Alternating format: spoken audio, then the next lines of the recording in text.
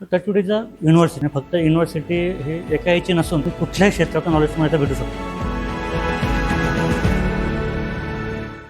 माझं नाव साईनाथ शिंदे. मी टचवूडमध्ये गेल्या 9 वर्षापासून काम करतो आहे. कल्चर हा शब्द मी टचवूडमध्ये पहिल्यांदा ऐकला. ओके, याच्या आधी फक्त एचआर एवढंच माहिती होतं आणि बऱ्याच फॉर्ममध्ये आपण जर बघितलं तर एचआर डिपार्टमेंट पण नसतं. अकाउंट डिपार्टमेंटच एचआर डिपार्टमेंटचं काम करतं. ओके, तर पीपल फर्स्ट हा कपिल सरांनीच कन्सेप्ट आणली. सुरुवात आमची दुसऱ्या सुरुवात मेडिटेशनने होते. मेडिटेशन एक पार्ट आहे, अफर्मेशन्स आहेत, देन आम्ही ग्रॅटिट्यूड व्यक्त करतो, फॉरगिव्हनेस मागून घेतो. जेव्हा सगळे आमची 20-30 लोकांची टीम इथं बसते तेव्हा आमचे टीम मेंबर स्वतःहून सांगतात की यार काल माझं हे चुकलं होतं, कृपया तू मला माफ कर. त्या कल्चरमुळे एकमेकांविषयीचा जो आदर आहे, रिस्पेक्ट आहे, तो वाढून गेलेला आहे. आणि आम्ही जे टचवूड स्पिरिट लिहिलेला आहे त्याच्यामध्ये आर जो आहे विच इंडिकेट्स रिस्पेक्ट. प्रत्येकाला इथे रिस्पेक्ट भेटलाच पाहिजे. मेन कल्चरचा तो एक पण पार्ट आहे. सोशल रिस्पॉन्सिबिलिटी आहे, पॅशन आहे, मला माझ्या पॅशनचं काम करायला भेटतंय. बरोबर, इंटिग्रिटी प्रत्येकामध्ये असली पाहिजे, रिस्पेक्ट प्रत्येकाला भेटला पाहिजे, इमॅजिनेशन करून काम केलं पाहिजे आणि टीमवर्क असलं पाहिजे. ह्या सगळ्या गोष्टी एकमेकांशी मॅच झाल्या आणि आमच्या टीममध्ये आल्यानंतर इंडक्शन जेव्हा होतं तेव्हा ह्या गोष्टी आम्ही त्याच्यामध्ये बिंबवतो. तुम्ही बघाल तर आमची टीमचे ॲव्हरेज एज जे आहे एज 25. ओके, पूर्ण यंग लोक आमच्यासोबत आहेत. त्या लोकांना घडवायला पण मजा येते, त्यांची शिकण्याची तयारी असते.